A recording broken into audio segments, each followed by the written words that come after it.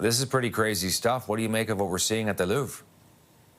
Yeah, it is. The first thing that jumps out at me is that the people at the Louvre did a really good job ensuring that everybody was evacuated safely. No one was harmed during the heist. But of course, it's tragic when thieves come and take things that these are truly priceless because their value rests in their relevance to the cultural patrimony of France. So it's a devastating loss. We're showing the window in which the thieves broke into. You are the director of security at a big museum in the U.S. I'm curious, what you make of this even happening, how it could have happened, Anthony, to begin with. Well, it happens around the world frequently, believe it or not. And I think it comes down to the fact that there really is no such thing as 100% security. There is no building in the world that is completely impervious to theft.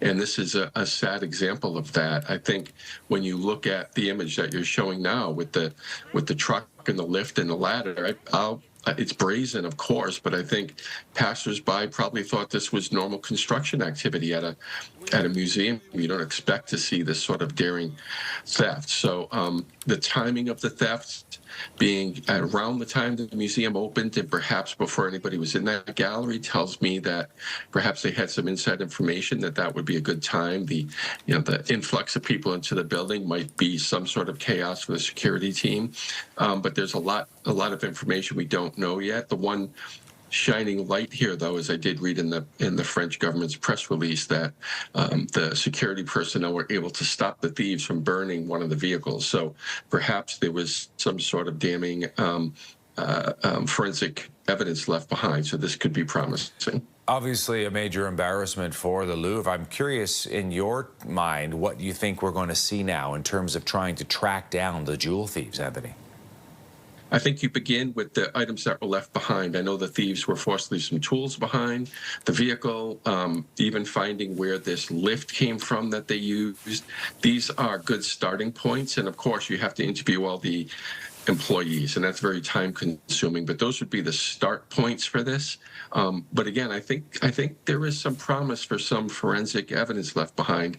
And I personally think it's important that the French government consider a reward to notify or to signify to the thieves that there is an out here, that they could give this stuff back and get some money for it and make this whole thing go away. Yeah, how do they go about selling jewels from, the Napoleonic era? How does that work?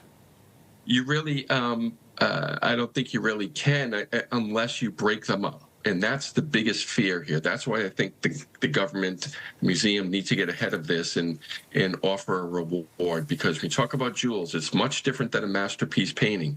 They can be separated and pieces taken apart. For instance, the crown that was dropped by the thieves has 1,500 diamonds in it. So you can imagine the value if you broke something like that up. But it would also be a devastating loss if you did so. Absolutely. Anthony Amore joining us from Boston, art theft expert, author of the forthcoming book, The Rembrandt Heist. Anthony, thanks for your time today. Thank you.